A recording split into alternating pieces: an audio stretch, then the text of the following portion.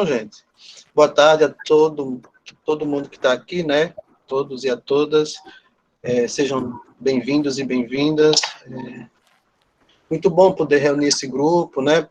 E poder trazer para fora, digamos assim, dos nossos contextos de estudo acadêmico, né? Esses debates que a gente vem travando no nosso cotidiano da vida acadêmica, né? Então, a ideia deste projeto, por isso que ele é formatado como projeto de extensão, é que a gente possa trazer essas discussões para um público mais ampliado, né? E se tem algo de positivo nestas possibilidades que nós estamos vivenciando agora do uso dessas tecnologias da informação, é a facilidade de acesso, né? Então, aqui hoje a gente pode reunir pessoas que, de outra maneira, talvez não fosse possível. Então, estamos aqui nos organizando, né, 3 instituições, o Centro Universitário Tiradentes, do qual eu faço parte, junto com a professora Stephanie. Do Centro Universitário Tiradentes também está aqui a Silvia, né, que é nossa secretária, profissional, e vários alunos de graduação. Da Universidade Federal de Alagoas, nós estamos com a professora Adélia, com a Adélia Oliveira e a professora Paula Miura, e também um grupo de alunos, né, de graduação e de pós-graduação. E temos também a Flávia lá, que é membro do Trampos, né, o Trampos, que é um grupo vinculado à Faculdade de Psicologia da USP. Tá? Eu falei, esqueci de falar meu nome, tá? Eu sou Juliano Almeida Bastos, professor aqui no Centro Universitário Tiradentes. Então, sejam bem-vindos, eu vou passar a palavra para a Adélia, depois a Stephanie, depois Paula, e aí a gente volta para a Flávia, que vai dar, digamos assim, o encaminhamento para este tema de hoje. Tá? Então, meu nome é Adélia, eu sou professora da Universidade Federal de Alagoas e estou no programa de pós-graduação em psicologia.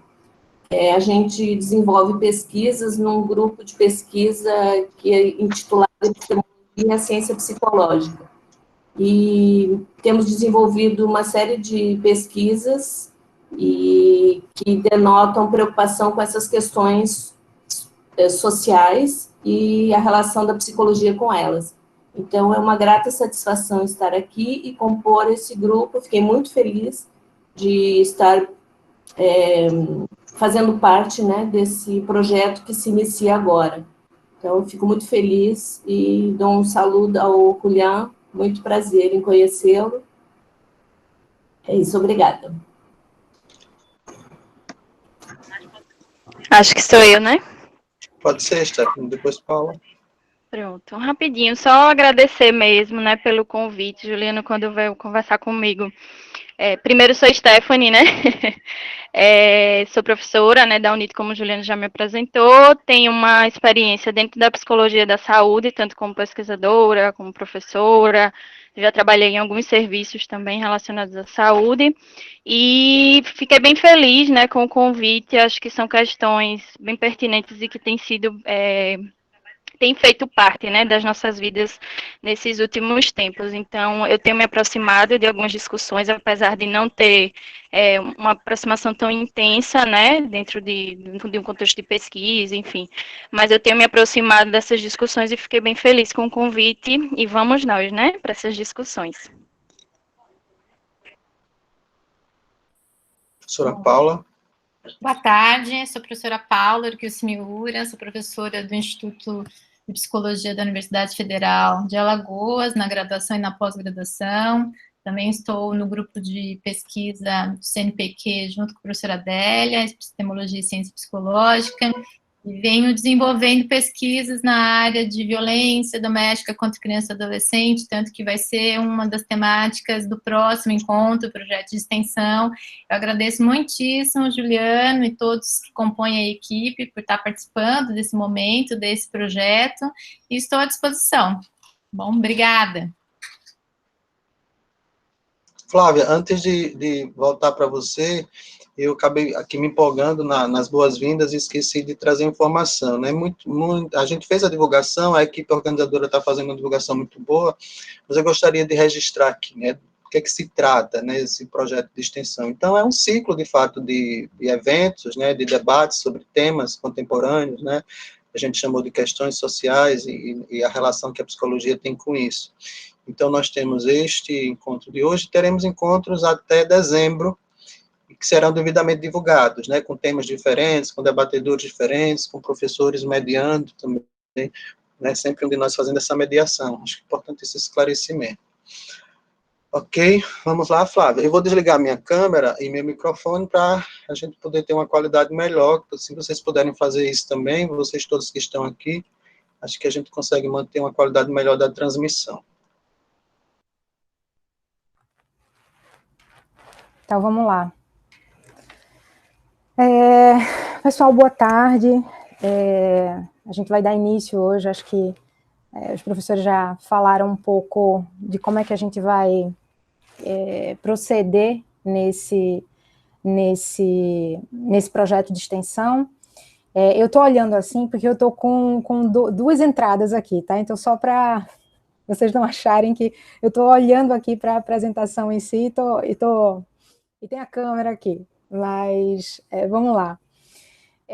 Bom, meu nome é Flávia Show de Oliveira, sou também uma das docentes que propôs esse projeto de extensão junto com os demais professores. Hoje a gente vai dar início ao nosso projeto de extensão com a participação do Julian Medina Zárate, que foi um colega.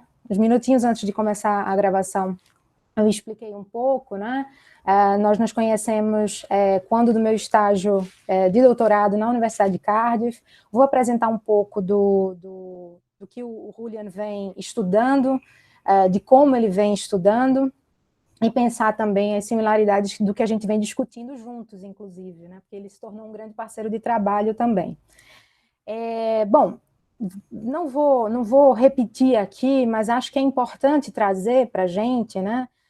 E para reforçar, acho que o Juliano falou disso, a Adélia, a Paula e a Stephanie, da nossa intenção, né, com esse projeto de extensão. A intenção é trazer realmente questões que toquem no nosso incontornável presente de pandemia, no contexto em que a gente vive, né? Explorar as possibilidades que estão colocadas para a gente nesses encontros, nesses debates virtuais, a troca de experiência, esse coletivizar o pensamento a partir disso, e buscar sempre levantar questões e debater essas questões nesses espaços. Então, acho que o projeto que a gente propõe, a intenção dele é fazer essa troca e fazer esse debate, né? Levantar as questões, propor essas questões e, a partir delas, trazer um debate para dentro das várias psicologias que se reúnem, inclusive, nesse grupo, né? Dos vários interesses que a gente tem nesse mesmo grupo. Então, eu acho que esse é o objetivo do nosso projeto.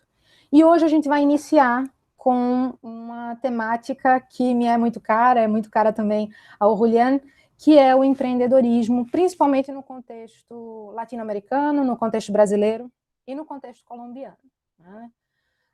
Acho que os nossos interesses estão em falar sobre esse tema, pensar esse tema e debater esse tema a partir de uma psicologia crítica, né, de uma psicologia social do trabalho, como vem sendo constituída, inclusive, na América Latina e principalmente no Brasil, né? Então, o nosso desafio hoje é tentar tratar um pouco desse tema, levantar questões sobre esses temas, trazer tensões que esse tema nos coloca a partir dessa visão crítica da psicologia social do trabalho. Bom, queria apresentar um pouco também o Julian e apresentar um pouco da trajetória que ele vem construindo e justificar também esse convite, né, para que a gente consiga falar sobre empreendedorismo na América Latina a partir desse convite. Então, o Julian é psicólogo formado pela Pontifícia Universidade Javeriana, na Colômbia. Ele está concluindo o doutorado dele na Universidade de Cardiff, no Reino Unido, sendo financiado pela Consciências, que é uma agência do governo colombiano, né? No doutorado, o Julian vem pesquisando e investigando um pouco das subjetividades, da construção, na verdade, das subjetividades dos empreendedores em Bogotá, na capital da Colômbia, né? E ele faz parte também do grupo de estudos críticos das organizações e el trabalho da Faculdade de Psicologia, também da Pontifícia Universidade Javeriana. Julián, pido desculpas por mi espanhol, pero me gustaría de agradecerte en su idioma. Entonces, muchas gracias por estar aquí hoy. Estamos muy contentos de poder escucharte y discutir temas tan actuales y relevantes en el mundo laboral. Não vou continuar em espanhol, mas queria agradecer a você no seu idioma, mas eu passo agora a explicar um pouco do que é que a gente planejou para a nossa conversa hoje, tá? E espero que realmente seja uma Perfeito, conversa. muito obrigado, Flávia. Que bom, Julián, que você está aqui hoje. Bom,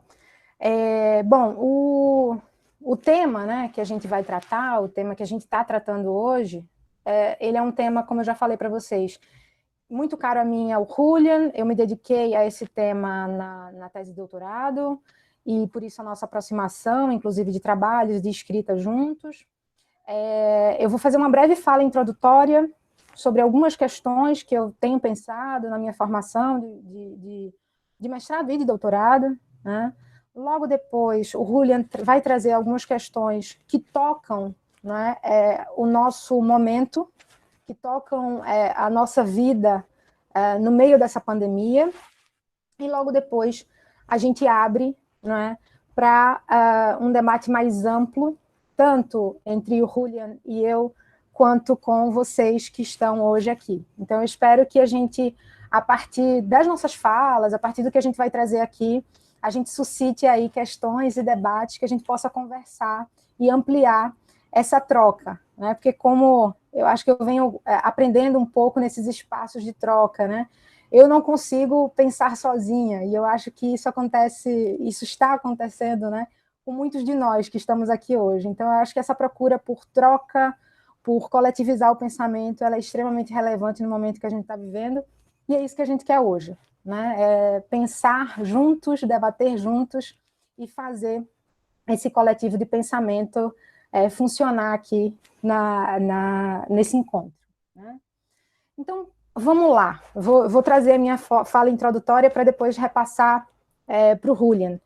Bom, eu acho que tem um aviso muito importante para né, esse encontro, que é o seguinte: a maneira que a gente faz a leitura, a maneira que a gente debate, que a gente pensa em empreendedorismo, ela tem uma particularidade, não é? Ela é uma mirada crítica.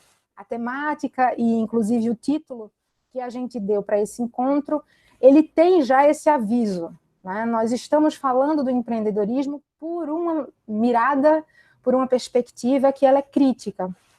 Eu e o Julián somos formados como psicólogos a partir dessa perspectiva crítica. E quando eu falo crítica, eu falo no sentido de que, antes da gente reproduzir ou aprofundar uma leitura determinada do empreendedorismo, a gente tenta aprofundar questões sobre essas várias leituras do empreendedorismo. A gente busca tensionar essas várias leituras sobre empreendedorismo, sobre o empreendedor, né?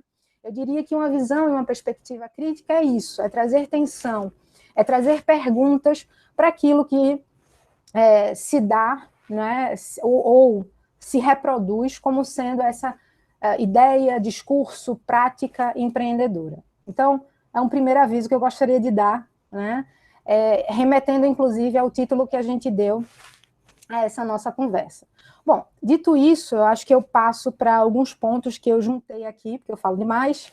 Então, para eu conseguir organizar um pouco do que eu quero falar hoje, eu vou trazer alguns pontos para a gente pensar juntos, né? E justamente para a gente fazer questões e colocar essas questões também como tensões em relação ao tema do empreendedorismo, pensando no nosso contexto brasileiro e latino-americano. Bem, quando a gente fala de empreendedor e de empreendedorismo, acho que a gente fala de palavras-chave, né, essas duas palavras em específico, que falam ou são muito utilizadas ou funcionam para explicar, não é, para justificar, para analisar tanto indivíduos quanto organizações, instituições, cidades, países, né? Hoje a gente tem uma utilização dessas palavras para muitas questões e que vão desde uma sociedade empreendedora a um indivíduo empreendedor. Então, eu diria que são palavras que elas funcionam no nosso dia a dia e elas explicam, justificam e são utilizadas de muitas formas, né?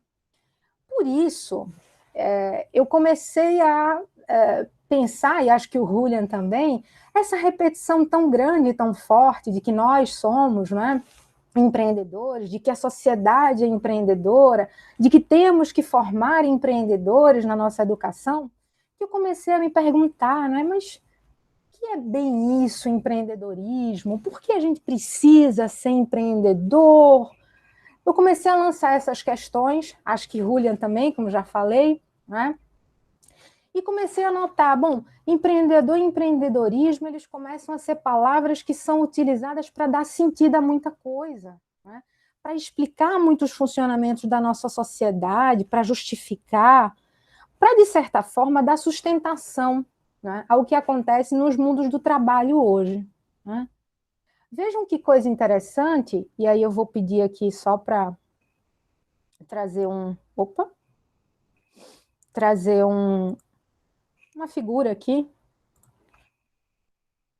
para ver se vocês conseguem ver.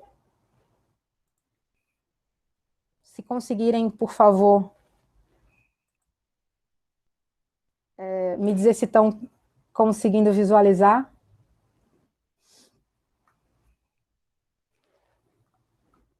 Estamos vendo, Flávia. Dá para ver, né? Sim. Eu trouxe só essa figura justamente para a gente pensar no tanto que essas palavras elas são utilizadas e como elas são utilizadas, né? Isso é uma capa do número 345 da revista Pequenas Empresas, Grandes Negócios, em que se tem justamente a grande afirmação de que somos todos empreendedores, né? E as reportagens também dentro dessa revista vão tentar justificar um pouco do porquê somos todos empreendedores, né? Agora vejam, isso, né, é um discurso também muito disputado, e agora eu quero trazer esse segundo slide, muito disputado nos nossos dias, né? Quando a gente fala de um povo empreendedor, uma sociedade empreendedora, um espírito empreendedor, uma visão empreendedora, não é?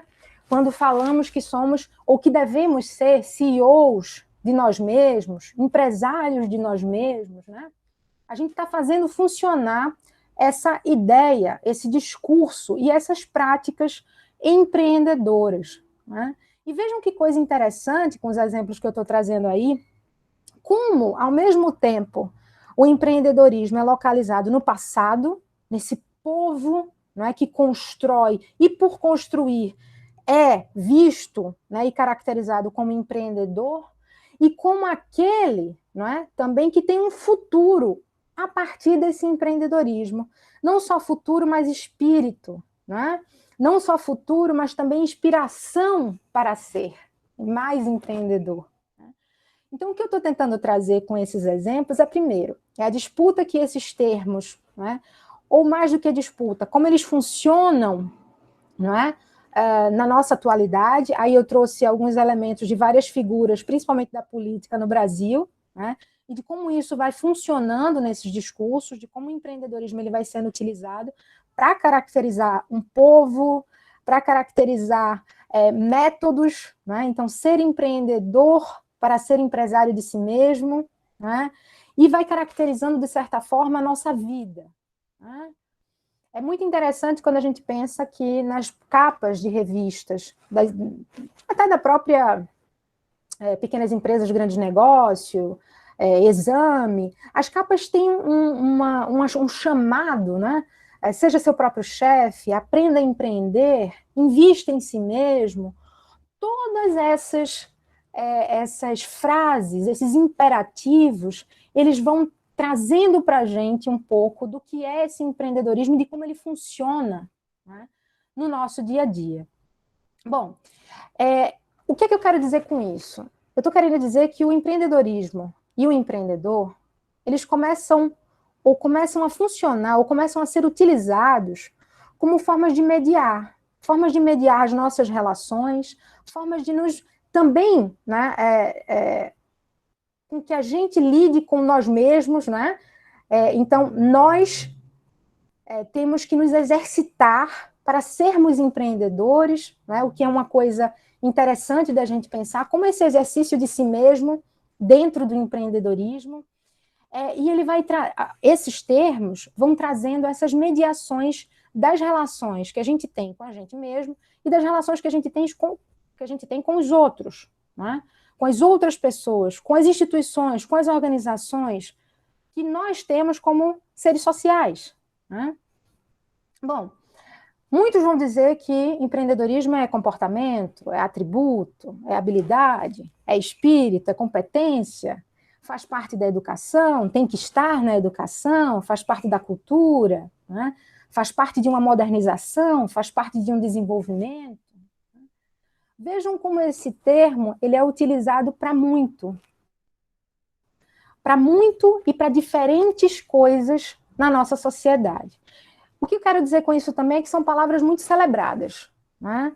Celebradas num contexto não só político, não só no contexto administrativo, mas no contexto educacional, no contexto das legislações, como a nossa legislação trabalhista, por exemplo, ela vai se modificando a partir do empreendedor e do empreendedorismo, né? Dessa figura do empreendedor. Principalmente a partir dos anos de 1980, e aí eu já vou trazer um pouco de elementos históricos para situar isso, que é justamente o elemento da historiografia, né, dos mundos do trabalho, que vão indicar para a gente que a partir dos anos de 1980, a partir do final da década de 70, na verdade, a gente vai ter uma crise do emprego, uma crise estrutural. E aqueles que não encontram emprego, eles vão ter que ser geridos de outra forma. E é muito interessante como, principalmente no nosso país, a gente vai ter o surgimento de diversas formas de fazer com que as pessoas saibam, entendam e aprendam a ser empreendedores. Isso vai ser muito importante, né? Como discurso e como prática, a partir dos anos 80 e a partir dos anos 90, no contexto brasileiro e, diria, no contexto latino-americano. Imaginem que é a partir dos anos de 1990, com mais força, que a gente vai começar a ter programas de TV, programas de rádio, coaches, gurus, né? Formações de todo tipo para sermos empreendedores. Eu acho que a minha apresentação congelou, a Camila está falando. Deixa eu voltar aqui para ver se descongela. Descongelou? Acho que sim, né? Pronto. Bom, então, voltando aqui. Estava falando dos anos 90 e de como a gente tem esse surgimento dessas ideias, desses discursos e dessas práticas para que a massa de trabalhadores que já não encontra emprego, ou seja, um trabalho regulado, tenha que criar emprego, né? Porque uma coisa que é importante da gente entender é que o empreendedorismo ele também vai funcionar muito bem para gerir essa massa de pessoas que já não encontra o emprego, ou seja, o trabalho regulado, o trabalho lá na carteira assinada, na carteira registrada, né? Ora, se eu não tenho mais esse emprego, se eu não tenho mais essa carteira registrada de trabalho, eu tenho que criar trabalho, né? Agora, veja, isso era um grande problema, ou isso surge como uma grande novidade na América Latina, nos anos 80? Não. O nosso contexto brasileiro, o nosso contexto latino-americano, é um contexto já de precariedade dos mundos do trabalho, né? Uma informalidade, uma viração desses mundos do trabalho que já existiam, né? Não é algo que é novo. O que é novo? O novo é justamente quando a gente dá ferramentas ou incentiva por práticas, inclusive na educação, para que essas pessoas criem esses trabalhos, né? Claro que essa criação ela vai também ter aí vários recortes socialmente, né? Mas o que eu quero que a gente fique aqui, a nossa discussão também se baseie, é muito na ideia de que o empreendedorismo ele vai servir muito bem para mediar ou para gerir, né, para administrar essa massa de pessoas que não encontra mais trabalho. Se eu não encontro mais trabalho, eu agora tenho que criar trabalho. Se eu não tenho mais o chefe do emprego, eu que seja meu próprio chefe. E isso vai, claro, colando em outros discursos, outras práticas que já existiam no nosso contexto de trabalho, principalmente no contexto latino-americano e no contexto brasileiro, né? Eu já adiantei um monte de coisa que eu fui falando, mas eu queria trazer para vocês, na verdade, 3 ideias, né, sobre empreendedorismo que surgiram do meu questionamento, na verdade, em relação a por que, né, essa repetição do anúncio de que somos todos empreendedores, devemos ser todos empreendedores, e esse meu incômodo, né, como questão de pesquisa, eu fui traçando algumas possíveis reflexões em relação ao porquê esse anúncio tão repetitivo, por que a gente tem que reproduzir que a gente é empreendedor, por que a gente tem que reproduzir que a gente é empresário da gente mesmo, por que a gente tem que dizer que a gente vai investir na gente, né? Esse incômodo foi o que me fez tentar refletir um pouco sobre o empreendedorismo. Então, eu vou trazer 3 questões, para não me alongar mais, para que a gente pense juntos, né? Então, a primeira questão que eu lanço e que eu proponho é que o empreendedorismo ele seja visto e ele seja pensado, principalmente na psicologia, como uma demanda. Demanda no sentido da exigência, do solicitar algo a alguém, né? A demanda no sentido de impor uma solicitação, uma exigência, né, a alguém. E impor isso como indiscutível, impor isso sem explicar a necessidade dessa demanda, né? Somos todos empreendedores. Por que somos todos empreendedores, né? Quais os motivos de sermos vistos todos como empreendedores? Essa é uma das perguntas que eu tensionava nessa prática e nesses discursos empreendedores, né? E tem uma frase que eu vou mostrar aqui para vocês, que vocês já devem ter visto em algum lugar ou lido, uma frase conhecida do cofundador do LinkedIn, da rede social LinkedIn, que é o Reid Hoffman, e ele diz o seguinte: abrir uma empresa, empreender, é se jogar de um precipício e construir um avião durante a queda, né? Por que eu trouxe essa frase? Por que eu estou trazendo um pouco dela para a gente pensar junto?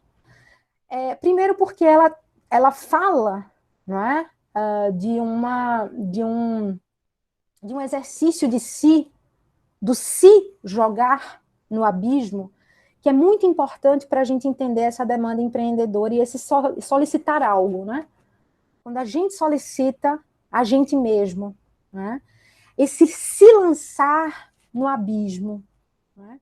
Essa atitude protagonista, individualizada do se jogar, ela traz uma ideia para a gente de como esse empreendedorismo está funcionando, né, na nossa sociedade. Mas traz também, ou na verdade não traz para a gente, muitas explicações. Por que a gente foi parar na beira do abismo?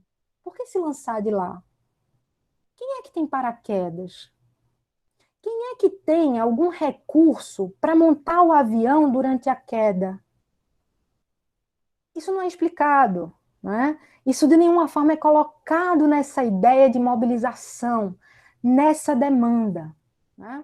Então, eu quero provocar apenas que quando a gente fala desse empreendedorismo, que é utilizado para tantas coisas, a gente deixa de explicar muito. E a gente deixa de explicar muito sobre a constituição, por exemplo, dos mundos do trabalho, né?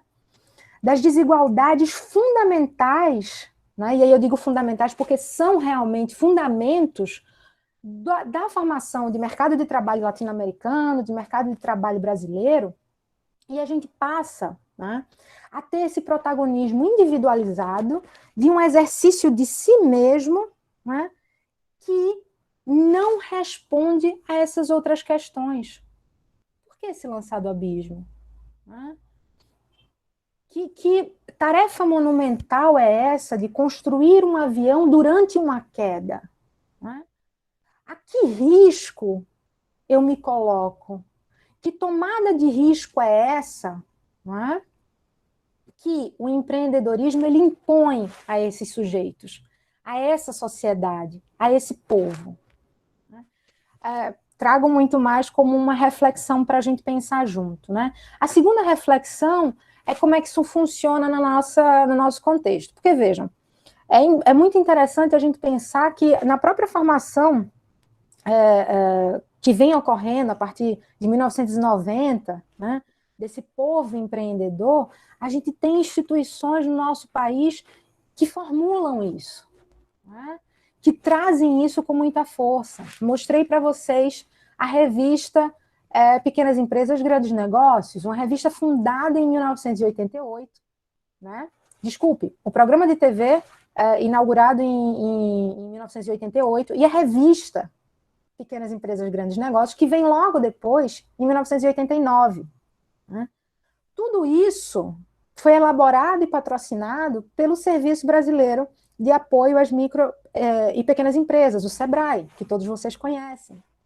Nós temos aí também uma instituição, uma governança desse empreendedorismo no país para conseguir gerir essas pessoas que não encontram mais trabalhos. Né? Isso vai funcionando, de certa forma, né? Inclusive no nível político, né? E no nível governamental, né? No nosso país, especificamente. Então, só trazendo um exemplo mais vívido, né, da nossa realidade, é de como isso funciona no nosso contexto. Por fim, uma última reflexão que eu queria trazer, que é, na verdade, uma espécie de tensão, que já toquei um pouco, mas que queria reforçar, é justamente a tensão que existe entre o empreendedorismo ter essa imagem do moderno. Quem não escutou durante a reforma trabalhista de 2017 sobre a modernização das relações trabalhistas? Né? Se forem agora no Google e colocarem reforma trabalhista 2017, reforma da legislação de 2017, vocês vão encontrar esse palavreado, né? Modernizar as relações de trabalho, que está muito atrelado a um discurso e uma prática empreendedora. O empreendedor que inova, o empreendedor que é moderno, que moderniza. Né? Vejam, essa modernidade, se a gente for procurá-la, ela tem um espaço, ela tem uma referência. Né?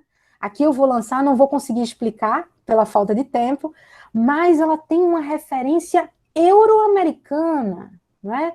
O empreendedor que faz por ele mesmo. Não é? Quem nunca escutou aqui as várias histórias sobre as garagens que se transformaram em grandes empresas, as garagens que deram aquele primeiro espaço para as inovações mais revolucionárias? Né? Quer dizer, aqui a gente tem um sentido de modernização, um sentido que, em algum elemento, pode ser um elemento, colonial, né? De uma modernidade que nós temos que atingir, sempre referenciada a esse centro euro-americano, né, de empreendedores, inovadores. Ao mesmo tempo, existe um funcionamento disso atrelado a uma ideia da criatividade do povo latino-americano, do povo que se vira nos 30, do povo da viração. Né? O empreendedorismo ele também funciona quando a gente fala dessa criatividade, desse orgulho da própria gambiarra. Né? Quer dizer, você transforma as condições paupérrimas e desiguais do mundo do trabalho e faz com que elas funcionem também uma ideia de futuro do moderno, do inovador, da modernização. Né? É por isso que a gente vem indicando de que o empreendedorismo, ele é, ao mesmo tempo, né, ou ele faz funcionar ao mesmo tempo uma ideia de modernização e uma ideia daquilo que é arcaico, daquilo que é a viração tão antiga, né, para o povo latino-americano, para o povo brasileiro. Né?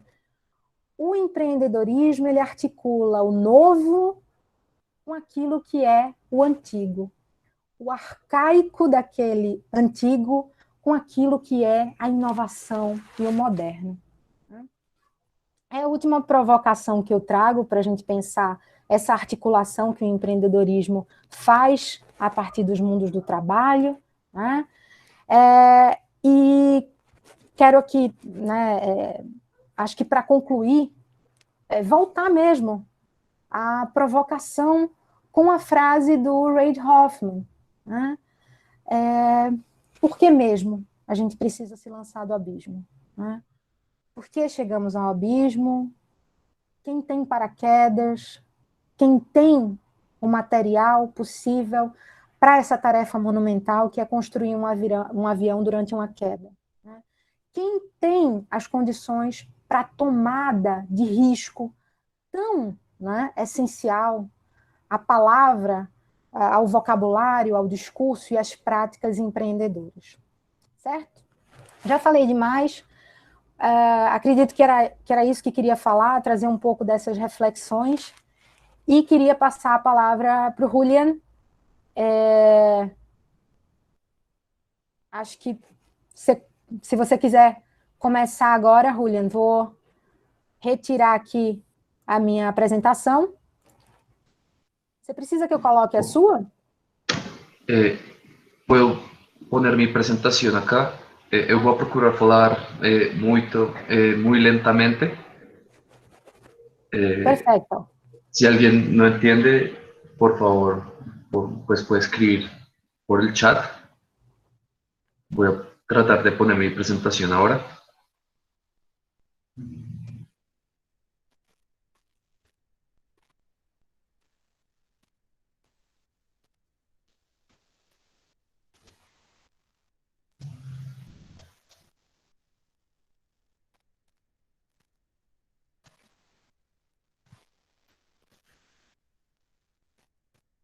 ¿Pueden ver la presentación?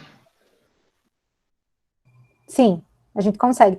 Se você conseguir só expandir, perfeito. Primero que todo, muchas gracias de nuevo por la posibilidad de hablar con ustedes y de compartir este espacio. Mi presentación va un poco más, como decía Flavia, al detalle de lo que muchos estamos viviendo en estos momentos, pero se relaciona en el tema de cómo el emprendimiento funciona y opera en nuestras sociedades, cómo es este llamado, esta demanda, no solo de la psicología, sino de muchas disciplinas y otros espacios de saber y poder respecto al emprendimiento y cómo volvernos emprendedores. Sin duda, cómo en nuestros contextos en relación con este conocimiento que viene desde un norte, pues tiene unas implicaciones que pueden leerse también en clave colonial, en el sentido que hay una serie de valoraciones respecto, como decía Flavia, qué es lo moderno y qué es lo arcaico, qué emprendimiento es deseable y qué repertorio de comportamientos son deseables, en oposición a una caracterización que se hace, por decirlo así, de la colonia como carente y como subdesarrollado. En ese sentido, me gustaría hablar del contexto de cómo es esa relación de estas ideas, de estas demandas, de estas prácticas que se pueden asociar tradicionalmente al mundo del emprendimiento con la situación de hoy. Entonces, pues para eso, más que una exposición en la que yo solamente hable, quiero plantear una serie de preguntas respecto a unas tensiones, unas pueden que sean cuestionadas también como falsas tensiones o dicotomías de lo que vimos hoy de la situación que el COVID ha generado en nuestros países. Entonces, primero, porque emprendimiento, retomando lo que dice Flavia, el emprendimiento ha sido posicionado desde mitad del siglo pasado como el modelo de trabajo, como el principal paradigma del sujeto trabajador en el cual se pueden recostar las responsabilidades y también los riesgos del proceso de producción. Y como esto, digamos, en nuestro continente ha sido estratégico para desarrollar una serie de agendas que tienen que ver con el desmonte de la seguridad social y la precarización de las condiciones de trabajo. En ese sentido, esa pregunta del aquí es fundamental, dado que en el territorio latinoamericano el emprendimiento ha tenido una historia particular que ha sido relacionada con regímenes políticos, con expresiones de violencia, también con el diseño mismo de nuestros estados, y porque hoy, pues justamente entendiendo que es el principal modelo de trabajo, que trasciende además los límites normales del trabajo, los límites modernos del trabajo, entre el trabajo formal y trabajo informal. El emprendimiento se mete allí y comienza, digamos, a desconfigurar un poco estos límites. Y estamos en una situación en la que, digamos, estos procesos se pueden ver agudizados, por lo cual vale la pena, pues, entenderlos o hacernos preguntas al respecto desde una clave crítica. Hasta ahí, ¿vamos todos bien?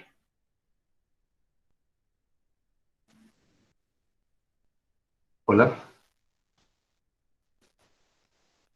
Eu tava fazendo assim, mas acho que você não viu. Sim.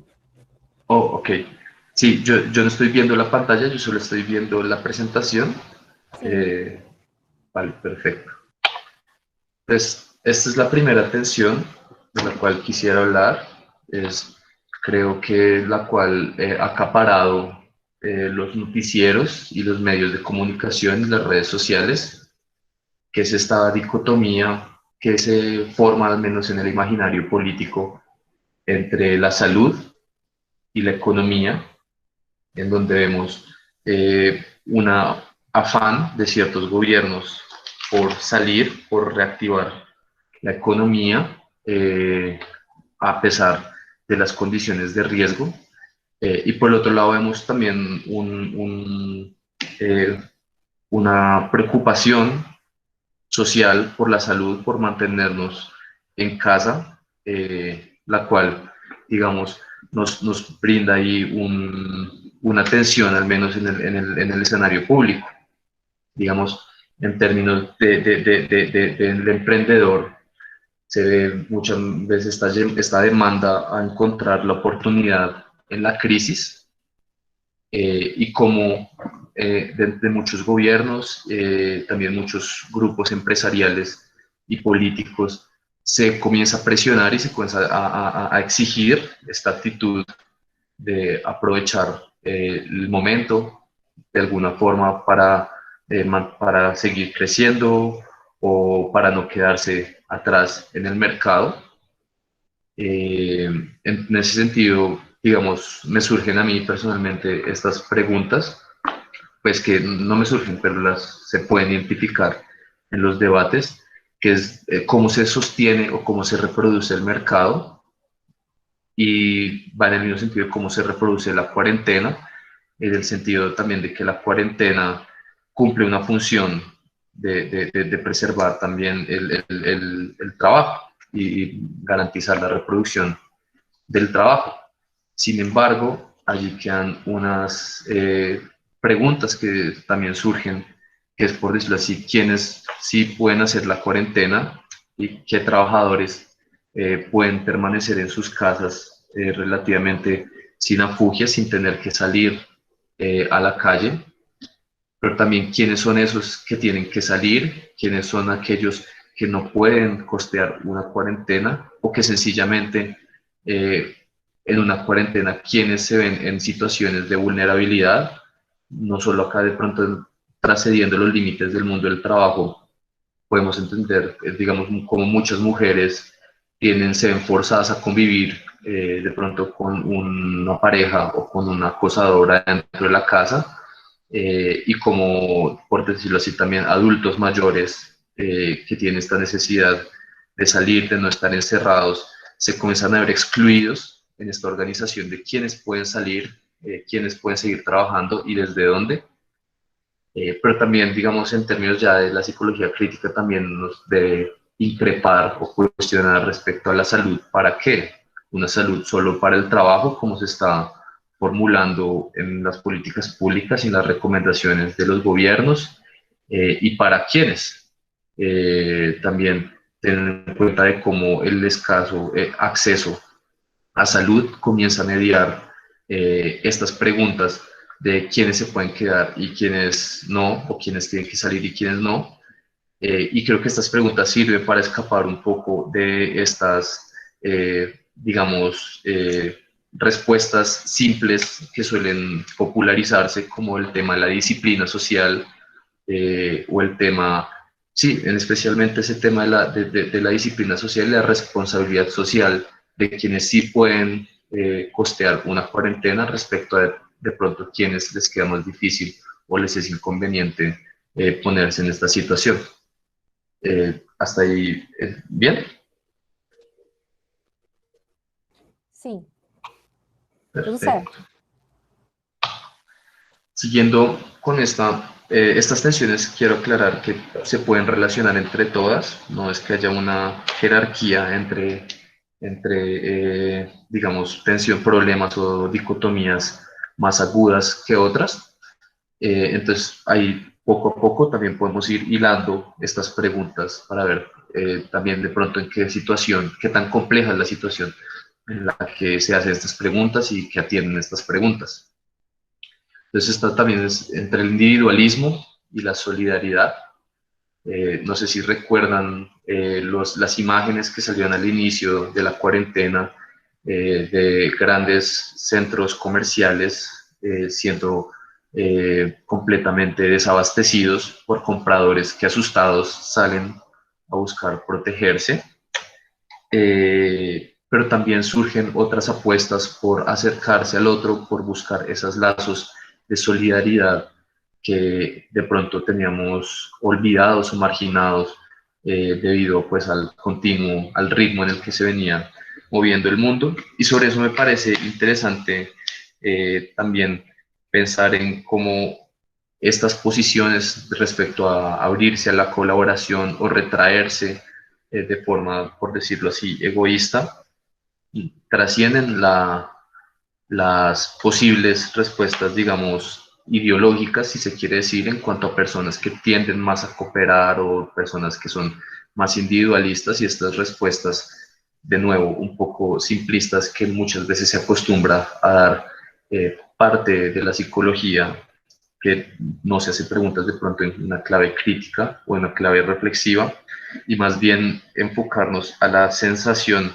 de vulnerabilidad que se ha generalizado en esta situación, y está también esta sensación y esta sensibilidad hacia los otros, ¿sí? De cómo la relación con el otro cambia. Digamos, en términos de emprendimiento, hay este llamado al egoísmo, aprovechar las oportunidades, como lo mencionaba en la diapositiva anterior, y cómo opera esta lógica. También es importante analizar de cómo opera este llamado al egoísmo, este llamado al individualismo, en una crisis pues que nos toca a todos, sin discriminar la raza, el estrato, el género o la geografía en la que nos encontremos. En ese sentido, me parece importante analizar o poner el foco en cómo cambia esa relación con el otro, si el otro se vuelve una amenaza o se vuelve un objeto del cual yo puedo separarme, o como el otro de pronto aparece como alguien, una ayuda, un socio, un aliado, que antes puede que no estaba ahí. Y sin duda, con este tema del virus y de las distancias que debemos manejar, de las precauciones que hay, sin duda es importante para la psicología reflexionar cómo cambia esa relación con nosotros mismos y con los demás. sigo acá a la siguiente tensión que planteo respecto a un enfoque más local de lo que sucede versus un enfoque global en varios sentidos. Por decirlo así, ahí vienen ciertos argumentos de lado y lado de gente que prefiere mantener una seguridad, si se quiere decir una bioseguridad a nivel local o nacional, cuyos efectos pueden pasar no solo, o sea, pueden pasar por distintas expresiones, que pueden ir desde el fortalecimiento de redes locales o sí, de apuestas por el territorio local, pero también puede dar para expresiones nacionalistas o de xenofobia como las que se han visto en Estados Unidos o en partes de Europa. A la misma vez hay un enfoque global en donde se entiende que igual hay una falsa dicotomía entre lo global y lo local, en lo que uno siempre está actuando en el globo, pero al mismo tiempo siempre está actuando en un territorio, y cómo se pueden construir sinergias y cooperación en estos momentos donde bien o mal las grandes inequidades del mundo se vuelven más evidentes. Por eso les presentaba acá esta imagen de Cuba y de los médicos cubanos que han sido una de las muestras de solidaridad a nivel global que hemos vivido con la pandemia. Pero también les quería mostrar este trabajador de Amazon para referenciar las cadenas de valor a nivel global que igual se siguen moviendo, que trascienden el virus y que nos dan indicios de cómo igual hay ciertas estructuras o ciertas relaciones que perduran pese a que estemos en esta llamada anormalidad. No sé si alguien ha leído o ha escuchado en las noticias sobre la proyección de la riqueza de Jeff Bezos, que pese a que ha tenido pérdidas en estos momentos de COVID, pues Amazon sigue operando, se ha intensificado el intercambio de paquetes y pese a la crisis que a muchas personas representa un riesgo socioeconómico muy grande, para estas personas son vistas como oportunidades y como igual dentro de tanto en estos pequeños espacios de pronto locales como estos espacios globales, esta lógica de operar bajo la función entre oportunidad y riesgo siguen perpetuándose a distintos niveles. Por ejemplo, en el caso de Amazon, no solo respecto al CEO de Jeff Bezos, sino a sus trabajadores, como mucha gente asume los riesgos de tener un tipo de trabajo en el cual manipula mucho material que viene de otros lugares, como igual distribuye, como asume ese trabajo de distribuir estos objetos pese a, digamos, esta otra perspectiva de la bioseguridad y quedarnos quietos en casa. Y son tensiones en las cuales, pues, de nuevo, la psicología tiene como preguntarse cuestiones básicas, cómo cambian estas relaciones, por decirlo así, intralocales, cómo cambian las dinámicas adentro de las localidades, pero también cómo cambian las relaciones entre localidades, que es lo que estamos viendo con esta gran reconfiguración de redes de valor y de cadenas de valor alrededor del mundo.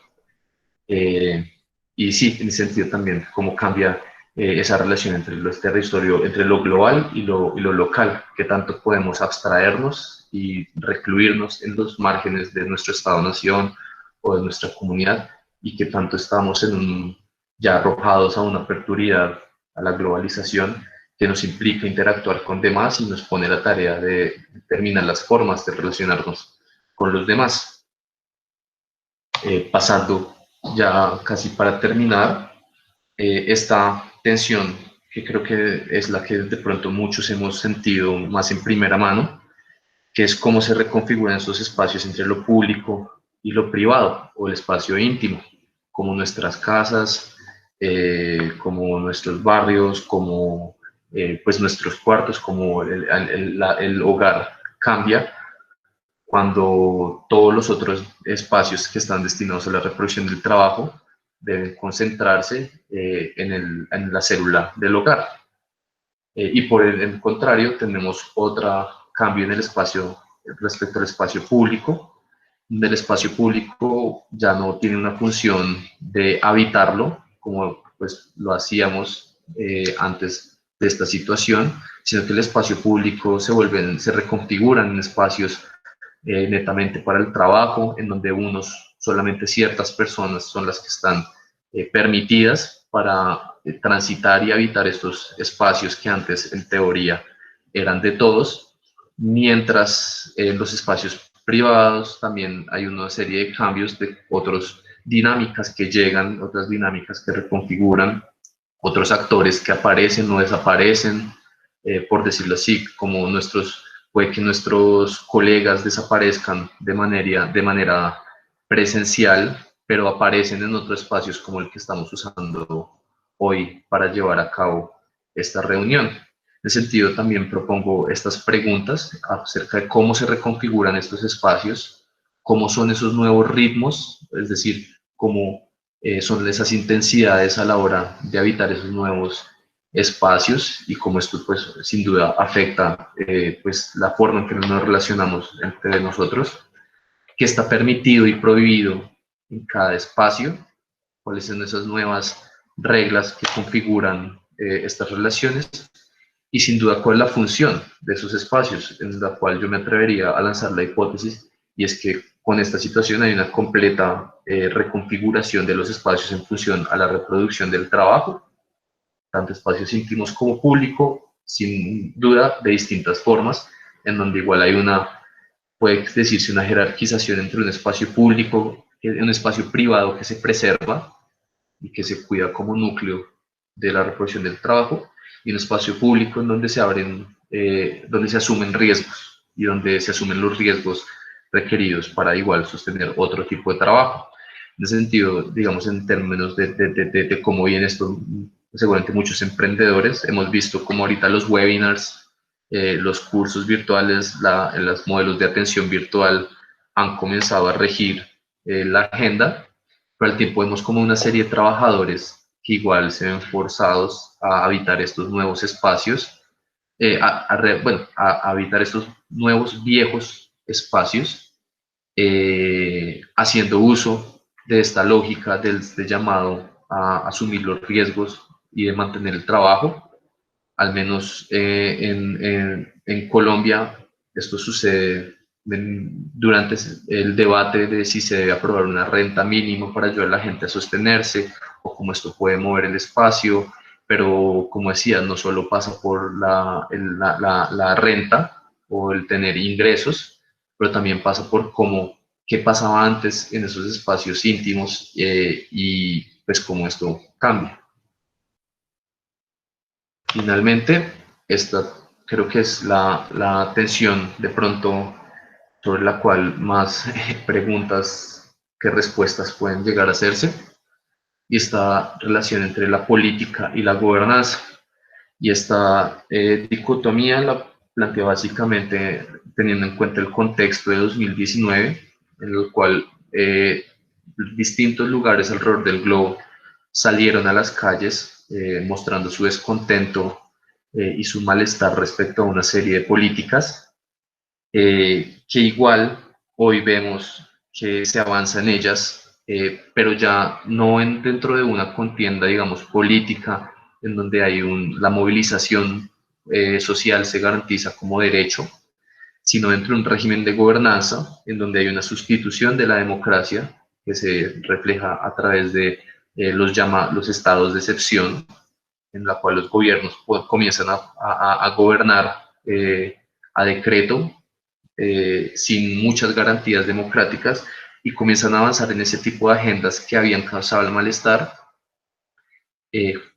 generando una situación en la cual aquellos grupos sociales que se veían afectados por estos paquetes de política y que en el año pasado habían manifestado su voluntad popular de salir y expresar su descontento, hoy son objeto de un tipo de gobierno en el cual lo que prevalece son el estado de bioseguridad y la salud pública, en algunos países incluso seguridad nacional, y los argumentos políticos se ven supeditados al argumento de la seguridad, de la bioseguridad, reduciendo también la política a simplemente el asumir un régimen de gobernanza, como los que hoy, digamos, están siendo planteados.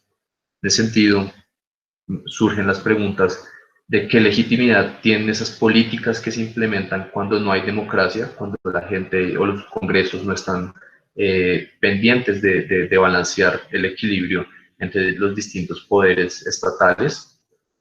¿Qué implicaciones políticas tiene este evento del COVID y cuál va a ser su posible magnitud? Sin duda habrá regiones del mundo en las cuales los efectos se sentirán de forma distinta. En ese sentido también cabe preguntarse cuáles son esas implicaciones para nuestros contextos, teniendo en cuenta nuestra historia, nuestras relaciones aún semicoloniales, nuestras propias dinámicas culturales y sociales.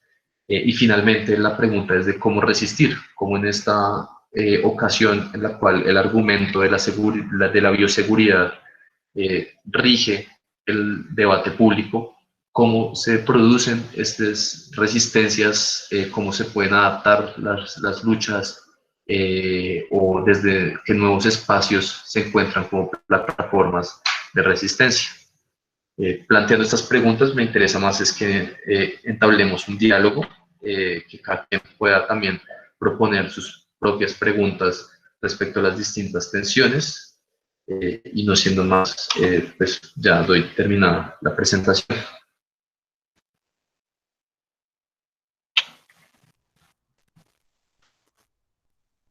Julián, gracias. Muito obrigada. Não, graças, muito obrigado a vocês. Eu acho que temos algumas questões aqui. 3, na verdade. Flávia, Oi? as minhas nem precisam ser direcionadas a vocês, porque eu fui colocando para alimentar aqui para animar o chat, tá? Tá. Mas elas foram tão interessantes, não posso me ler mesmo, não? Pode, não, se quiser. Estou dizendo que pode ter algumas mais interessantes aí das pessoas que falaram. Eu vou reforçar que as pessoas coloquem seus comentários. Eu vi que tem algumas interações. Coloquem seus comentários e coloquem suas perguntas, por favor, no chat. Mas eu acho que tem 3 aqui, pelo menos, que seriam interessantes de eu comentar junto com o Julian. Concordam? Ótimo, sim, fique à vontade. Julian, eu fiz o Juliano, ele pegou um pouco da frase que eu expus do Reid Hoffman, que empreender é se lançar de um abismo e construir um avião durante a queda. E ele já está justamente colocando, né, quem tem condições de construir o avião enquanto cai. Será que todos têm acesso aos mesmos recursos? Né? Que é, na verdade, uma pergunta, claro, acho que retórica, no sentido de que não temos os mesmos recursos, né?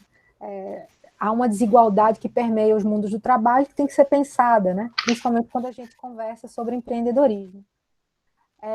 Eu estou comentando ela porque eu utilizei da frase, mas se você quiser trazer outros comentários, Juliano, sobre essa frase, sobre o comentário do Juliano, fique à vontade.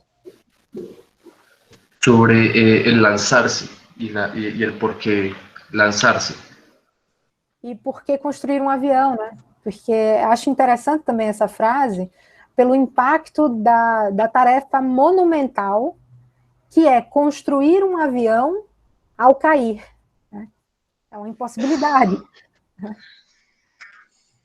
Sí, sin duda es todo un desafío. Y creo que esa palabra desafío puede enganchar bien con estas lógicas de lo que por un lado es el riesgo y como se asume, es una invitación al riesgo, que finalmente es lo que la gente busca pues preservar, que son sus seguridades respecto a su trabajo, su subsistencia. Esta invitación a saltar, sin duda es una invitación a asumir riesgos, y el riesgo, finalmente, el riesgo de todos los riesgos en el emprendimiento, pues es fracasar, que está en cualquier esquina. Y por el otro está el de construir el avión, por decirlo así, durante la caída, que en mi lectura es sobre la responsabilidad, sobre de quién es esa responsabilidad de sortear el riesgo, de quién es el que debe construir ese avión, en el sentido de que si se cae, no fracasó por haber tomado el riesgo, sino por no haber sido capaz de pronto de construir ese avión, en el sentido ya en el emprendimiento de no haber sido lo suficientemente creativo, no ser innovador, no ser arriesgado.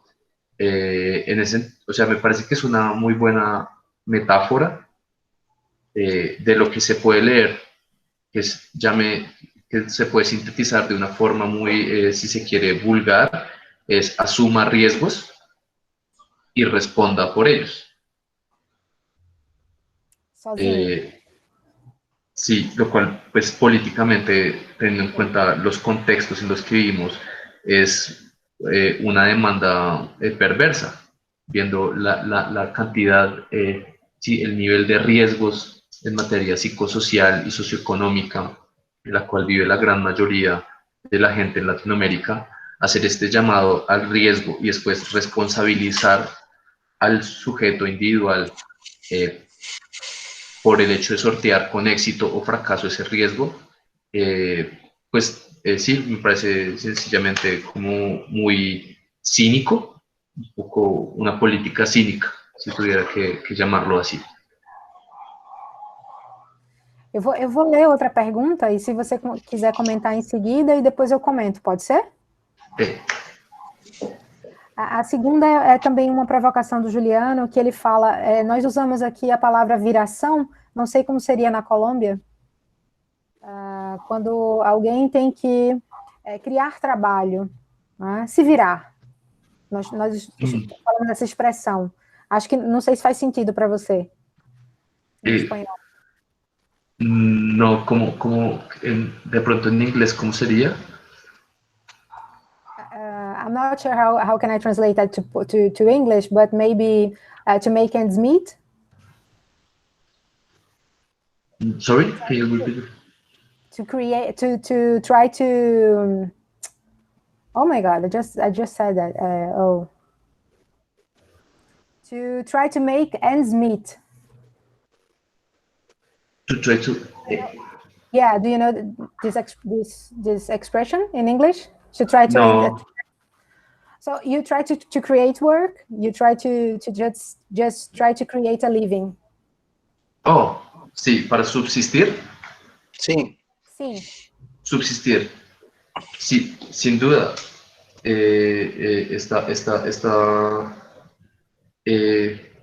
Más que todo, yo creo que es lo que más se puede ver en nuestros contextos, y es que el emprendimiento tiene como base la subsistencia, en donde por más que se quiera reducir el debate en términos de actitudes o mentalidad, sin duda tenemos una historia de buscar la subsistencia, de trabajar en condiciones de precariedad, en asumir de pronto demandas como la flexibilización o la polivalencia desde mucho antes de que estas reformas vinieran a prescribirlas.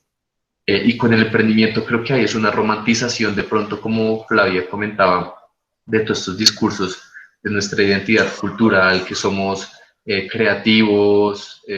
Sé que en Brasil se maneja el jeitinho, de cómo este tipo de cosas comienzan a obligar. A mí me parece también muy fuerte la palabra que usan, resiliencia, sí.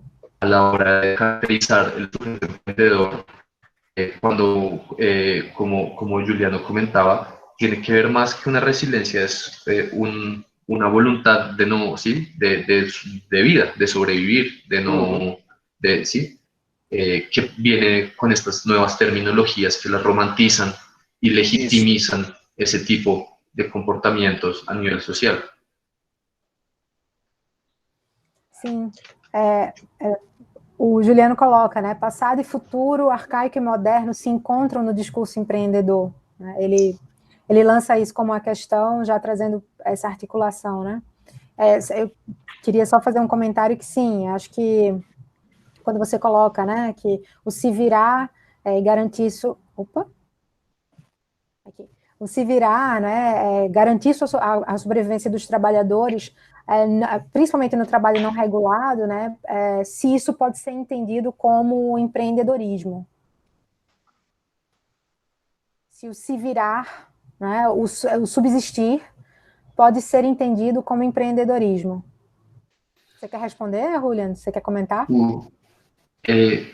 Pues, sin duda es una tensión respecto a la definición de lo que sea o no emprender, pero digamos que hablando de una forma muy cercana al lenguaje de lo que están hablando, sin duda creo que puede ser un recurso del lenguaje, un recurso discursivo, para traer dentro de la bolsa del emprendimiento, que es socialmente aceptada, ese otro montón de expresiones que antes eran combatidos por medio de la política pública, en la cual la política pública antes pues se trata de producir empleo o de fomentar el empleo. Ahora se asume que estas personas son empresarios de sí mismos, microempresarios además, y dentro de ese sentido caben dentro de esas prescripciones. Y creo que eso tiene un efecto muy fuerte, y es que en vez de reconfigurar verdaderamente las condiciones de trabajo, configuras la posición discursiva en la cual se entienden ciertas problemáticas sociales, en donde hoy podemos ver que pues, nos volvemos más tolerantes hacia el trabajo informal, nos volvemos ¿sí? Más abiertos a aceptar condiciones de trabajo que no son adecuadas, dentro del lema de uno tiene que ser proactivo, tiene que ser flexible, tiene que ser... Entonces, lastimosamente, sí caben dentro del emprendimiento. Creo que el emprendimiento tiene esa fuerza de tomar esto y hacerlo pasar por algo, hacer pasar lo viejo por lo nuevo. Sí, en ese sentido, creo que sí podría pensarse así. Eu acho que até nas definições mais formais, né, Julián, quando a gente vai nas pesquisas, inclusive patrocinadas pelo Sebrae e patrocinada também por agências na Colômbia, você vê que a definição que eles utilizam para empreendedorismo, inclusive eles se utilizam de definições dentro da definição de empreendedorismo para classificar os vários empreendedorismos que existem, o que engloba também essa viração, né? O trabalho informal, o trabalho autônomo, muitas vezes, nas estatísticas, inclusive, entram como sendo empreendedorismo. E eu só queria fazer o comentário entre o passado e futuro, arcaico e moderno, porque sim, né, há uma articulação aí entre aquilo que é passado no sentido do que foi e do que vai ser, né, no sentido do que temos que alcançar em relação ao moderno, então articula nesse sentido, e articula também aquilo que fomos no sentido daquilo que foi fundado como mercado de trabalho brasileiro, desigual, em condições, né? E aí eu digo brasileiro, mas acredito que posso espalhar isso, né, para quando a gente pensa na análise da América Latina, e também aquilo que nós deveríamos ser, né, enquanto futuro. Quem nunca escutou e como essa danada dessa frase nos persegue, né? Brasil, o país do futuro. País do futuro, né? Que o Zweig, que era um judeu, veio... Aliás, né, dizem que é desde o Império que essa frase ela ressoa, mas tem o mais caricato dos que repetem e que tem o livro, é o Zweig, né, que veio morar aqui no Rio, um escritor austríaco, que vem para cá durante a Segunda Guerra e fala isso, né, o Brasil, o país do futuro. Então é sempre aquilo que... E é muito engraçado porque o empreendedor ele também tem essa ideia do gerúndio, né? Aquilo que não chega, aquilo que é sempre desenvolvimento, aquilo que é sempre investimento. Então o que está sendo, né? Não se é, mas está sendo, está se aprendendo a ser empreendedor. Esse era o comentário que eu tinha para fazer.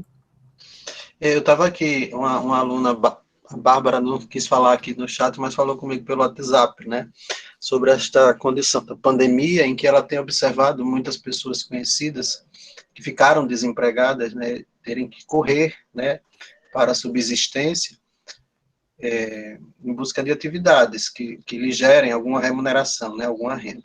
Aí eu perguntei para ela, isso é empreendedorismo ou é luta pela sobrevivência, né? Que é disso que a gente está falando aqui, né?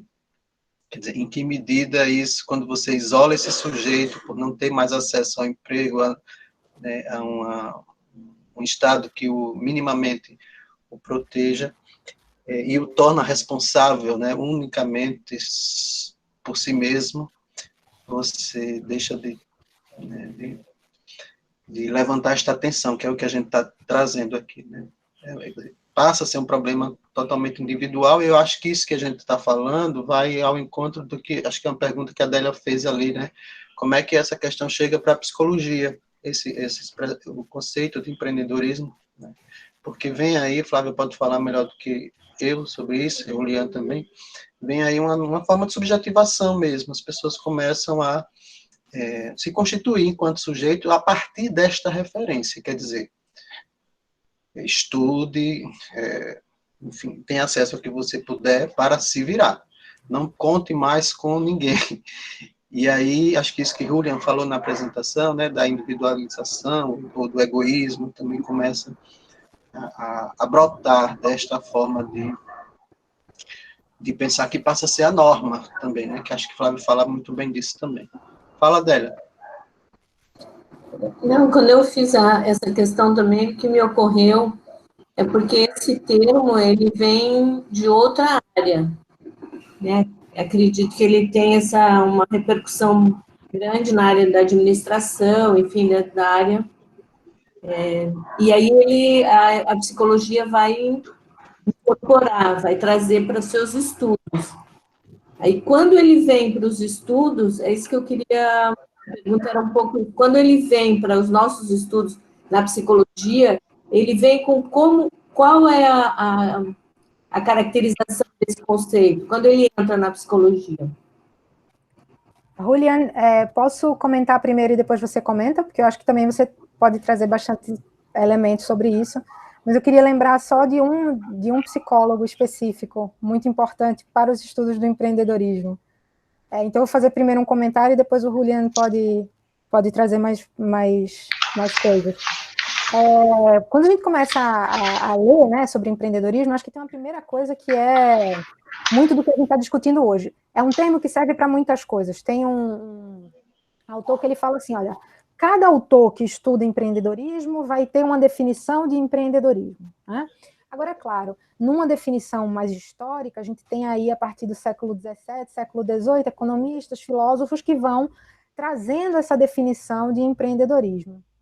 Na nossa disciplina, na psicologia, a gente tem o David Clarence McClelland, que é um psicólogo norte-americano, que fez, inclusive, parte da pesquisa dele em São Paulo, a partir da Universidade de São Paulo, e tem um livro muito famoso para quem estuda empreendedorismo, que é a Sociedade Competitiva, né, de Achieving Society, em que ele traz uma mistura um pouco de Weber com psicologia positiva, com psicologia que nem existia, né, esse nome, porque os estudos dele vão começar na década de 50. E a história desse psicólogo ele é muito importante para a gente entender como a psicologia vai construindo essa imagem do empreendedor. E parte muito da ideia de Schumpeter, Joseph Schumpeter, também uma referência, né, principalmente, um teórico da economia, austríaco, né, muito importante para entender, quem né, estuda empreendedorismo sabe quem é ele, e ele fala da figura do empreendedor.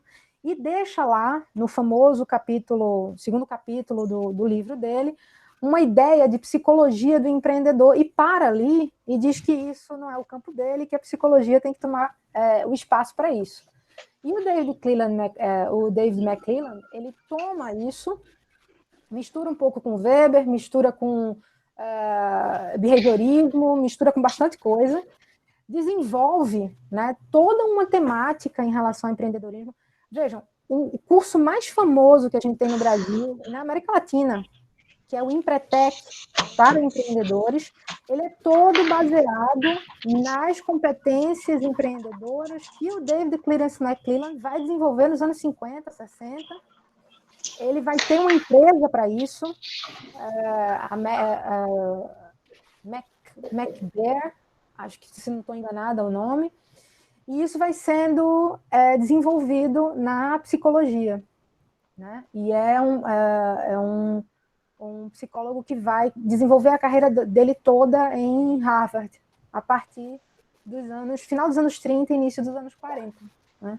Atingindo aí essa ideia de competências e depois passando isso como consultoria para a Índia, para o Brasil, para todos os países subdesenvolvidos, como o Julian já mencionou, né? Essa ideia de subdesenvolvimento, de ter que atingir esse moderno, vai estar muito atrelada na linguagem do David Clarence McClelland, né? Ele vai trazer, inclusive por análise fatorial, né?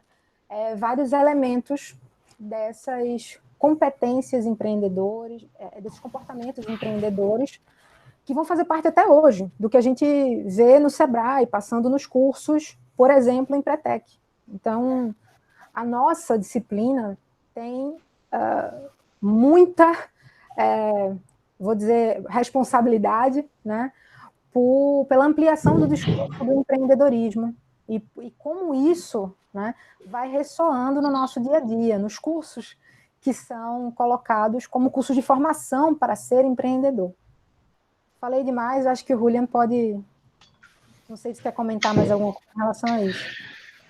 No, a mí me parece que tu respuesta es muy completa, solo quisiera de pronto señalar dos momentos en los cuales, digamos, la psicología ha tenido que ver con este tema del emprendimiento. El primero, en las nociones, digamos, económicas clásicas, en donde se propone un sujeto económico.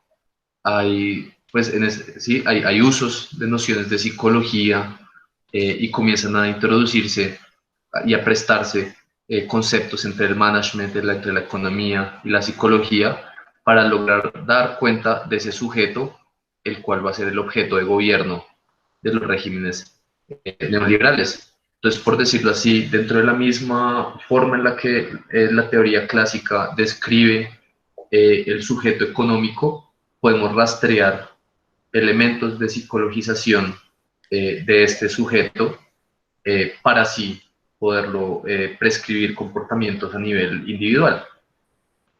Otro momento en el cual también este enclave se puede, digamos, acentuar es en estos momentos en los cuales la psicología es potente para responder la pregunta ¿cómo hacer para servirle al management?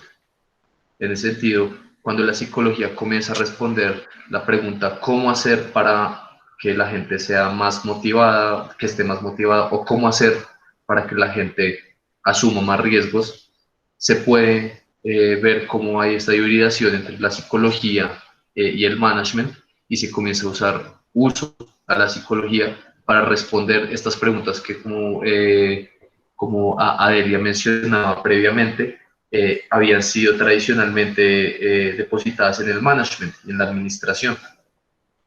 Ese era mi comentario, básicamente.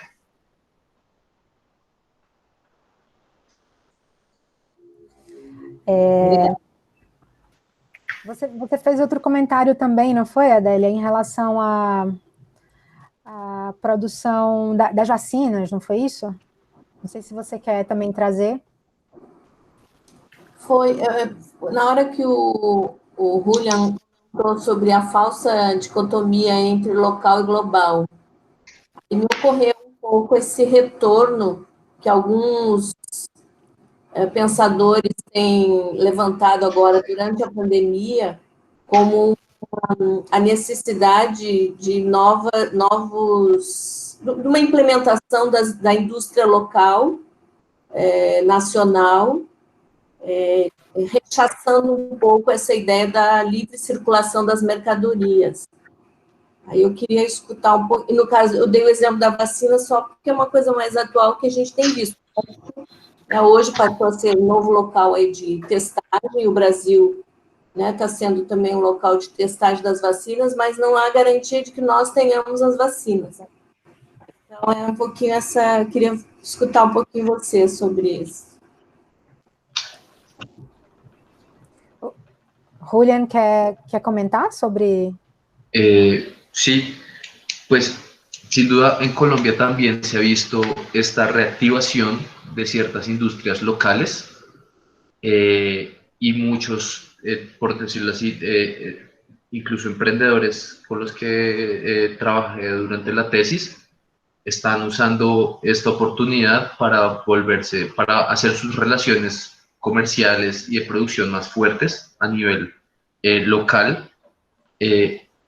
Sin duda, eso plantea esas paradojas un poco de cómo lo local igual siempre se encuentra en algún pedacito, así sea pequeño, de una cadena más grande, y como, digamos, ese caso que está proponiendo Adelia sobre cómo Brasil puede fabricar vacunas y sin embargo no hay garantía de que esas vacunas vayan a llegar a las manos de las familias brasileñas que más lo necesiten, nos plantea no creo tener una respuesta definitiva para este tipo de tensión, pero sí nos hace enfatizar esa relación de que no basta de pronto solo pensarse la producción o el sostenimiento por medio de solo implantar, por decirlo así, echarle carbón a las industrias locales, si a nivel macro las relaciones tampoco son justas, y si a nivel macro y a nivel global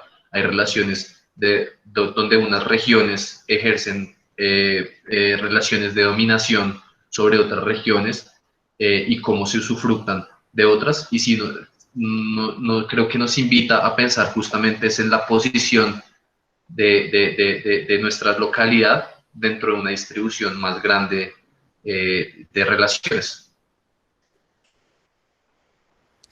Eu complementando só o que o Julián falou, que eu acho que é interessante, que é uma coisa que vem se discutindo muito, né? A Adélia trouxe isso. Realmente, eu estava lendo recentemente um artigo do David Harvey falando sobre essa agitação global que a gente vive e da grande contradição que a gente vive hoje, né? Muito grande para parar e, por isso, muito grande para parar, né? E onde vamos parar com esse muito grande? Mas eu estou falando isso porque foi decidido também, no momento de explosão do empreendedorismo como reconfiguração do mundo do trabalho, que a reconfiguração também seria da divisão internacional do trabalho, né, tendo aí na China essa grande indústria, né, do mundo. Né, e cria-se um problema. Né, e essas forças elas vão se movimentando ao longo do processo histórico. E que a gente acho que o comentário que eu posso fazer em cima do seu, Adélia, que é muito importante para a gente pensar, mesmo que isso às vezes pareça estar longe, né, do mais imediato da psicologia, é de como é que isso vai se movimentando no processo histórico e vai atingindo as maneiras, os tipos de trabalho que a gente tem. Não é à toa que a gente está falando tanto dos problemas da uberização do trabalho, porque a gente tem uma cadeia de distribuição aqui, né, que tem muito a ver com esse momento também de pandemia. Então, pode até parecer que a gente esteja falando de um contexto internacional, de divisão internacional do trabalho, né? Mas o imediato é isso, é o que a gente está vivendo, inclusive, na transformação do dia a dia da gente, né? Das formas de trabalho que se colocam. E eu acho que foi um processo, que está sendo um processo histórico de muita mudança, né? Quando a gente decide que essa divisão internacional do trabalho vai ser modificada, né? Tendo aí, na China, essa indústria do mundo, né? E que se a China para, o abastecimento é comprometido e muitas coisas são comprometidas. Mas pensei aqui também junto com a sua preocupação em relação, o seu comentário em relação à vacina e o comentário do Julián. A Stephanie colocou aqui, a professora Stephanie, né? Colocou aqui, considerando um pouco, eu acho que o que o Juliano tinha falado, né? Quais os caminhos que a gente tem para resistir? São questões que ela tem feito ultimamente. Você quer comentar, Julián? pues en el sentido de resistir, una de las imágenes que quise poner cuando hablé de esta tensión entre política y gobernanza es una de manifestación en Israel, en Tel Aviv, organizada con distanciamiento social, ¿sí? En los cuales ellos igual se dio la pelea por no dejar suspender la política por medio del virus. Vemos como distintos autores, en especial desde Europa con el virus, salieron urgentemente a hablar de estas implicaciones políticas. Entonces, en el primer nivel, creería que es importante como reivindicar esta idea de que la política no se acabó porque el COVID esté presente. Pero segundo, me parece que hay que tener una mirada estratégica, en especial respecto a cómo se configuran los espacios. Como hablaba, las calles ya no se pueden llenar sin que haya una amenaza de bioseguridad que legitime la represión estatal, como los espacios de íntimos hoy son mucho más vigilados, ya digamos el management también ha entrado con mucha fuerza a los espacios vitales, ¿sí? Y en ese sentido yo creo que las dos preguntas claves para tratar de plantearse un tipo de resistencia es cómo sortear la vigilancia y el régimen de vigilancia en el cual pues vivimos, hoy que todo se sabe en redes sociales, todo puede ser monitoreado, donde además pues los gobiernos no es que tengan un historial de respeto por la privacidad de los ciudadanos y por estos espacios en los cuales de pronto puede que nos replantee la forma de conectarnos. Igual, creo que como digo, hay más preguntas. Como decía Juliano, hoy son estos medios digitales los que permiten tener eventos, digamos, como estos, que puede que sin el COVID no nos los hubiéramos pensado, pero al mismo tiempo son espacios pues regulados por corporaciones, son espacios donde hay acceso a vigilancia y son además espacios que son muy fáciles de que permeen la vida, los llevamos en la mano, en la palma de la mano, lo podemos usar durante todo el día. Pero igual tiene esas potencialidades que creo que ya a nivel local es que deben, digamos, tener la autonomía de decidir cómo se usan estas tecnologías y cómo se hace la apropiación de estas tecnologías. Pero al tiempo creo que el reto más grande es reencontrar cómo reencontrarnos con el otro, cómo poder volver a conectarnos con el otro, más allá del distanciamiento físico, porque cuando dicen que el distanciamiento físico no es un distanciamiento social, como que igual no están teniendo en cuenta toda una corporalidad y toda una materialidad que hay en las relaciones sociales, en donde ver al otro como un objeto, como un foco de contagio que debe estar lejos, sin duda afecta la forma de relacionarnos. Entonces creo que una de las principales preocupaciones para resistir es cómo podemos reencontrarnos con ese otro y cómo podemos hacernos pues, más fuertes juntos en una época en la cual nos llaman al individualismo y a aislarnos de los demás. Eu complementaria só com uma questão, né? Eu acho que no Brasil, não tô ciente da Colômbia, por exemplo, mas eu acho que no Brasil a gente teve respostas muito interessantes. Acho que com a noção de economia solidária, com empresas recuperadas, com todo o movimento de autogestão, a gente teve alternativas, né, e caminhos de resistência que chegaram a ter importância muito grande, inclusive nos governos ao longo dos anos 2000, né, da década de 2000 e 2010, e que se perderam, né? Eu estou falando, por exemplo, de pessoas como Paul Singer, né? Eu estou falando de todo um movimento que e que sempre foi de resistência, né? De tentar existir de outras formas.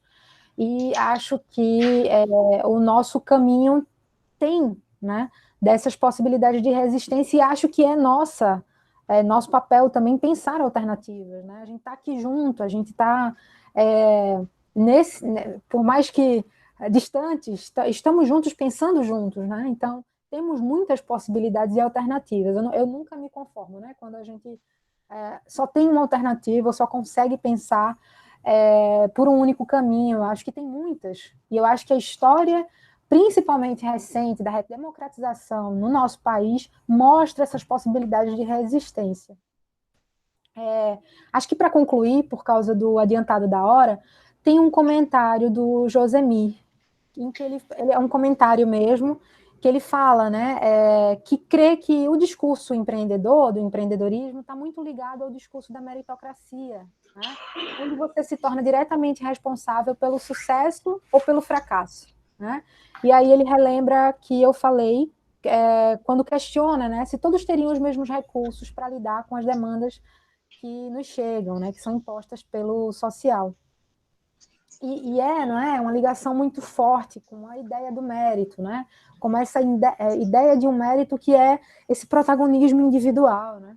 Não sei se você quer falar algo, quer comentar esse comentário do Josemir, Juliana. ¿Puedes repetir esa última parte?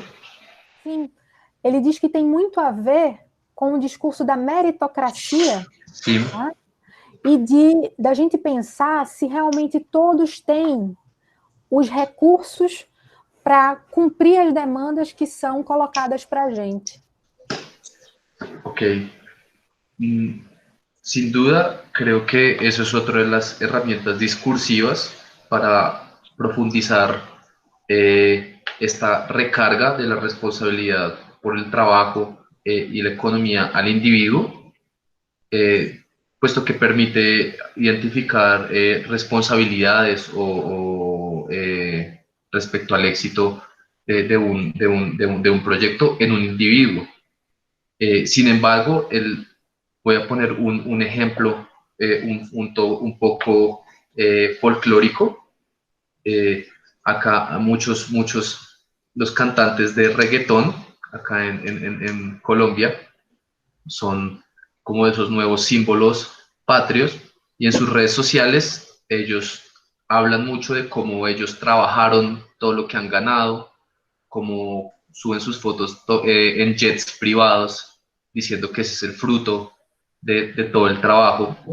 Pero claro, si analizamos cuáles son los casos exitosos y vemos la situación de esos mismos jóvenes, que también son trabajadores, que también son creativos, que también, por decirlo así, tendrían el mérito, vemos como esto más que todo tiene una función política de hacer sentir al sujeto de pronto culpable de su condición, de responsabilizarlo de su condición, ya sea de éxito y de fracaso, sin tener en cuenta todos esos otros factores como el acceso a medios de producción de antes, como el acceso a formación y educación, o sencillamente lo que son cuestiones como la suerte y como en la economía este cálculo de toda la información del sistema económico es completamente imposible, y como justamente este riesgo es a un avatar de cosas que pueden pasar, en donde además cuando miramos el patrón vemos que ese juego de azar tiende al fracaso, y son muy pocos los que ganan en ese juego, debido a que tampoco están al azar, debido a que en la medida que unos ganan, otros pierden, y en la medida que unos crecen a costa también de la desaparición de otros. En ese sentido, yo creo que vuelvo a insistir en que son de pronto herramientas discursivas en el escenario político que perpetúan ciertas pues, políticas macabras o perversas, como la de responsabilizar a los individuos de su condição de precariedade. Eu só queria complementar uma coisa que eu acho que é importante também, que eu tive cuidado no doutorado, acho que você também, a gente discutia muito isso. É muito importante também que a gente não considere um discurso que organiza a vida das pessoas, inclusive organiza o sofrimento das pessoas. Porque vocês têm que pensar que o discurso da meritocracia também, acho que é importante da gente considerar isso, sendo psicólogo, ele organiza um destino para essas pessoas. Eu me lembro que numa das entrevistas que eu fiz, o rapaz considerava o trabalho infantil que ele realizava na feira aos 5 anos de idade, aquilo que formou, né, o caminho para ele se tornar um empreendedor, né, para abrir a barbearia dele num bairro pobre de São Paulo, né? Mas tinha ali um processo de organização que existia por meio desse discurso, por meio dessas práticas empreendedoras. Então, acho que como psicólogos, a gente também tem que ter uma noção, inclusive, ética, né, de pensar que esses discursos, eles também organizam a vida das pessoas, né? A gente fala aqui de tensões, a gente fala das contradições, a gente aponta essas contradições, mas a gente não pode esquecer isso como psicólogo, principalmente ao lidar, né, ao pensar esses trabalhadores. O discurso empreendedor organiza muito, inclusive o sofrimento, né, dos mundos do trabalho e as desigualdades, né? Eles dão algum sentido, né? Por mais perverso que seja, por mais que a gente indique as tensões. Acho que é isso, né? É isso, Juliana? É isso? Julian, quer falar alguma Hola. coisa? Acho que a gente se encaminha para finalizar. Queria que vocês fizessem um fechamento, e aí a gente faz aqui o encerramento da nossa atividade de hoje. Ok. Pues digamos, quisiera quedarme con una pregunta que surgió desde el inicio, y es que finalmente, pues que sí, cómo se entiende ese emprendimiento y cómo este emprendimiento y estas nociones alrededor del emprendimiento surgen a partir de una condición de productividad, de estar produciendo algo, de estar, así sea, buscando, pero siempre en alguna cuestión de productividad.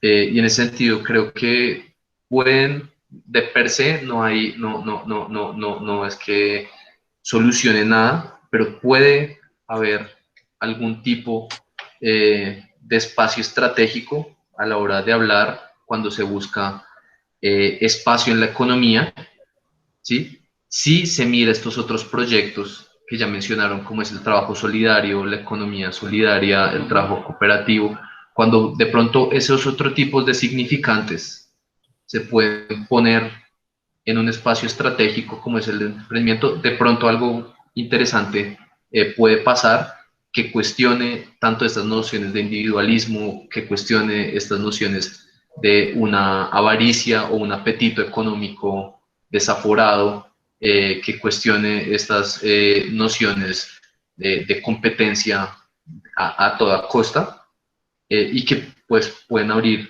el campo para próximas charlas, ya más específicamente de pronto con más conocimiento sobre el caso. Sim. Bom, eu acho que tem alguns outros comentários aqui, eu me perdi um pouco nos comentários, mas acho que pelo adiantado da hora, estamos a 15 minutos das 5, acho que seria interessante a gente já encaminhar as palavras finais.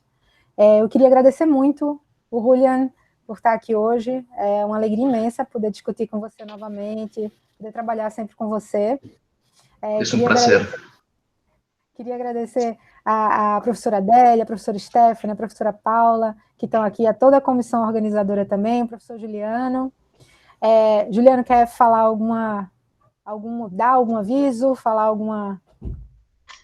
Antes de você fechar, eu quero lembrar, gente, que como eu falei no início, este é um evento dentro de um evento maior, né, que é o projeto Psicologia e Questões Sociais Contemporâneas. Então, todos os meses, e em alguns meses 2 vezes por mês, até dezembro, nós teremos atividade. A nossa próxima atividade, por exemplo, já para anunciar, está marcada para o dia 28 de agosto, né, no final de agosto, e é o evento que tem por título Vidas Marcadas, Violência contra Crianças e Adolescentes. Será um evento que terá alguns convidados e será mediado pela professora Paula Miura, tá?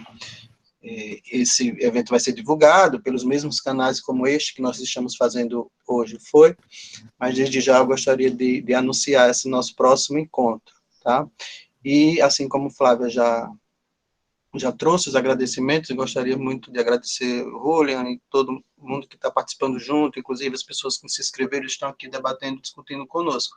E me parece, né, que a gente volta para essa questão tão importante que a Stephanie trouxe, e vocês trouxeram também aí nas respostas, né, quer dizer, estar junto, debatendo, discutindo, pensando, né, em algumas alternativas, pensando pela primeira vez, talvez, em algumas questões, né, que surgem dessas discussões, são também uma potência, né, para estratégias de resistência, né, sobretudo coletivamente organizadas, que acho que isso que a gente precisa resgatar com mais intensidade. Flávia, esteja à vontade para encerrar. Pessoal, acredito que seja isso. Juliano, mais uma vez, graças. Muito obrigado.